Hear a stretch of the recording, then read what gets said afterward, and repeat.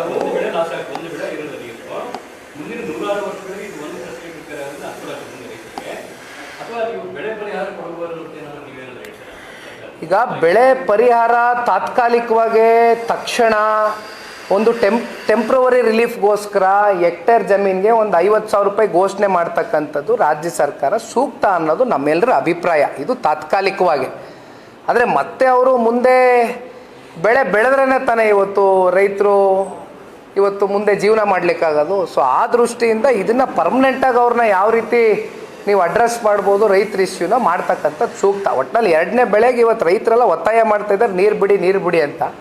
ಈ ವಿಚಾರವಾಗಿ ರಾಜ್ಯ ಸರ್ಕಾರ ಉತ್ತರ ಕೊಡಬೇಕು, ಬಿಡ್ತಕ್ಕಂಥದ್ದು ಸೂಕ್ತ. ಹೇಳಿ ಸರ್. Yes sir.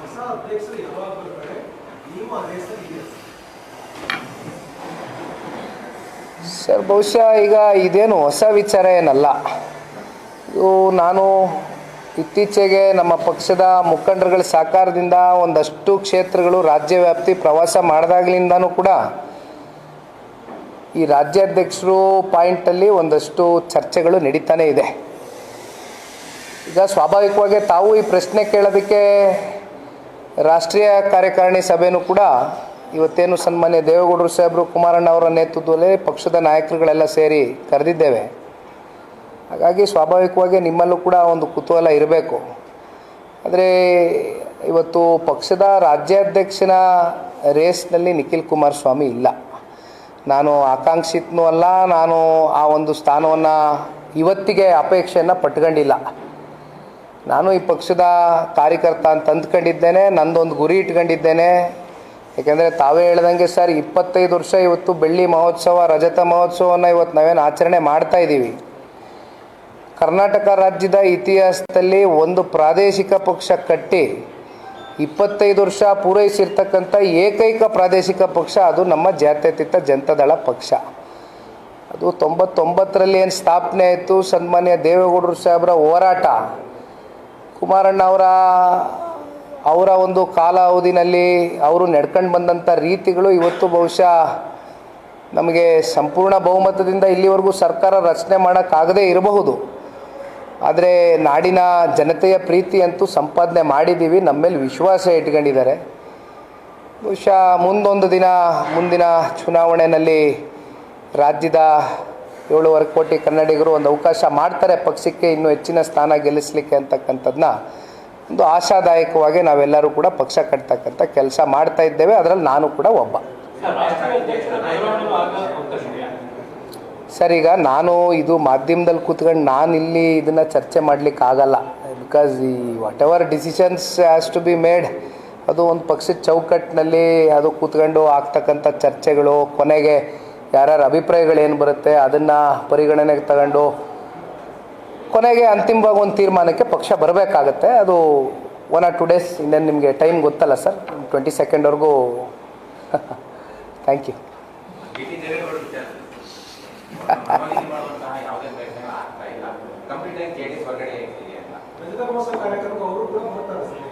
ಸರ್ ಈಗ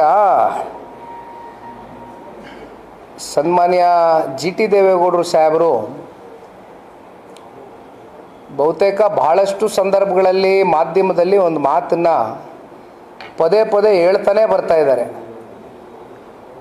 ಕ್ಷೇತ್ರ ದೊಡ್ಡ ಕ್ಷೇತ್ರ, 3.5 ಲಕ್ಷ ಮತದಾರರು ಹೊಂದಿರತಕ್ಕಂಥ ಕ್ಷೇತ್ರ ಚಾಮುಂಡೇಶ್ವರಿ. ಅವ್ರು ಹೇಳ್ತಕ್ಕಂಥ ವಿಚಾರ ಏನು, ಜನ ನನ್ನನ್ನು ಆಯ್ಕೆ ಮಾಡಿ ಶಾಸಕನಾಗಿ ಗೆಲ್ಲಿಸಿದ್ದಾರೆ, ನಾನು ನನ್ನ ಕ್ಷೇತ್ರದ ಜನತೆ ಜೊತೆಯಲ್ಲಿ ಹೆಚ್ಚಾಗಿ ಸಮಯ ಕಳೀತಕ್ಕಂಥದ್ದಕ್ಕೆ ನಾನು ಬಯಸ್ತೇನೆ ಅನ್ನೋದನ್ನು GT ದೇವೇಗೌಡರು ಸ್ವತಃ ಅವರೇ ಹೇಳಿಕೆಯನ್ನು ಬಹುತೇಕ ಬಹಳಷ್ಟು ಸಂದರ್ಭಗಳಲ್ಲಿ ಕೊಟ್ಟಿರ್ತಕ್ಕಂಥದ್ದು ನಾವು ಮಾಧ್ಯಮಗಳಲ್ಲಿ ನೋಡಿದ್ದೀವಿ.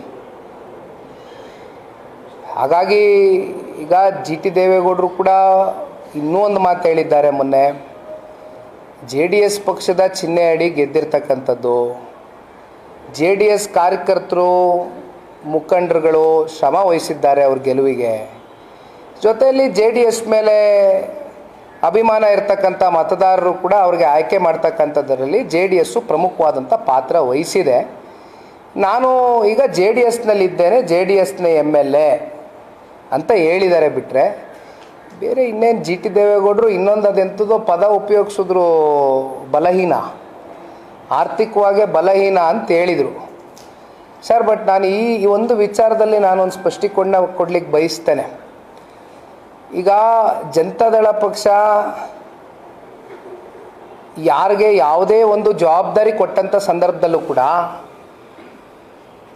ನಾನು ಇದು ಅವ್ರ ಕ್ಷೇತ್ರಕ್ಕೆ ಸಂಬಂಧಪಟ್ಟಂತೆ ಮಾತಾಡ್ತಾ ಇಲ್ಲ, ಕ್ಷೇತ್ರದ ಹೊರಗಡೆ ಬಂದು ಮಾತಾಡ್ತೀನಿ ಒಂದು ಹೆಜ್ಜೆ.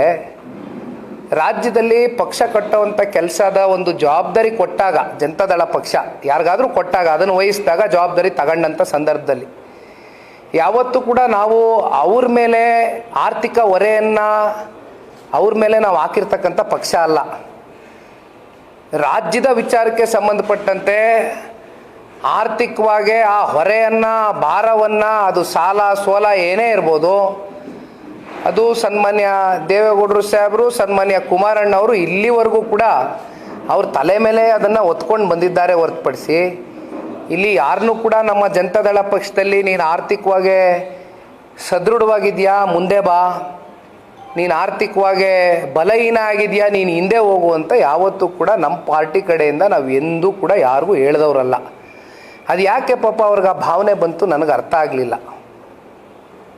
ಆರ್ಥಿಕ ಶಕ್ತಿ ಮೇಲೆ ನಾವು ನಾಯಕತ್ವವನ್ನು ಡಿಸೈಡ್ ಮಾಡೋದಿಲ್ಲ.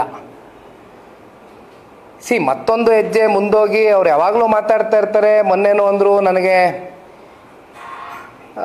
JDLP ನಾಯಕ ಸ್ಥಾನದ ಆಕಾಂಕ್ಷಿ ಇದ್ದೆ, ಜೊತೆಯಲ್ಲಿ ನನಗೆ ಮಾತು ಕೊಟ್ಟಿದ್ರು ಅನ್ನೋದು ಕೂಡ ಅವರೇನೋ ಚರ್ಚೆ ಮಾಡ್ತಾರೆ, ಗೊತ್ತಿಲ್ಲ. I was not involved in this and I don't like to be also involved in this. ಈ ವಿಚಾರದಲ್ಲಿ ಹೇಳ್ತೀನಿ ಎಸ್. ನಾನು ವಿಷಯ ಯಾಕೆ ಮಾಡಿದೆ ಅಂದರೆ, ಆವಾಗ ಆ ಒಂದು ವಾರದ ಹಿಂದೆ ನಡೆದಂಥ ಕೆಲವೊಂದಷ್ಟು ಡೆವಲಪ್ಮೆಂಟ್ಸ್ ಏನಿತ್ತು, ಆ ಡೆವಲಪ್ಮೆಂಟ್ಸ್ನ ಪ್ರಕಾರ ಜಿ ಟಿ ದೇವೇಗೌಡರು ಭಾಳ ಮುನ್ನೆಲೆಯಲ್ಲಿ ಇದ್ದರು. ಈ JDLP ನಾಯಕರ ವಿಚಾರಕ್ಕೆ ಸಂಬಂಧಪಟ್ಟಂತೆ ಅವರು ಮನಸ್ಸಿನಲ್ಲಿ ಬೆಟ್ಟದ ಅಷ್ಟು ಆಸೆ ಇಟ್ಕೊಂಡಿದ್ರು, ಇಲ್ಲ ಅಂತಲೂ ಏನಿಲ್ಲ ನನಗೆ ಗೊತ್ತಿದ್ದಂಗೆ.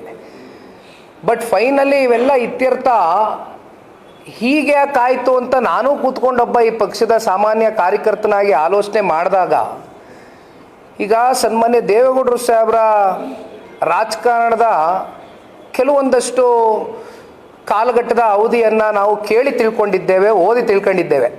ಯಾಕಂದ್ರೆ ನಾವೆಲ್ಲ ಚಿಕ್ಕ ಹುಡುಗರುಗಳು, ಅವಾಗೆಲ್ಲ ನಮ್ಗೆ ಗೊತ್ತಿಲ್ಲ. ಬಟ್ ನಾವು ತಿಳ್ಕೊಳ್ಳೋ ಅಂಥ ಪ್ರಯತ್ನ ಮಾಡ್ತಾ ಇರ್ತೇವೆ.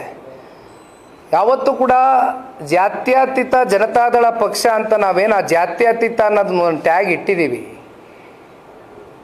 ಸರ್ವ ಸಮುದಾಯ ಜನಾಂಗ ಧರ್ಮವನ್ನು ಕೂಡ ಇಲ್ಲಿ ನಾವು ಒಂದು ಅವಕಾಶ ಮಾಡಿಕೊಟ್ಟಿರ್ತಕ್ಕಂಥದ್ದನ್ನ ಬಹುಶಃ ಇತಿಹಾಸ ಅದು ನೋಡಿದಾಗ ನಮಗೂ ಕೂಡ ಅರ್ಥ ಆಗ್ತಾ ಹೋಗ್ತದೆ, ಪ್ರತಿಯೊಬ್ಬರಿಗೂ ಅರ್ಥ ಆಗಬೇಕು.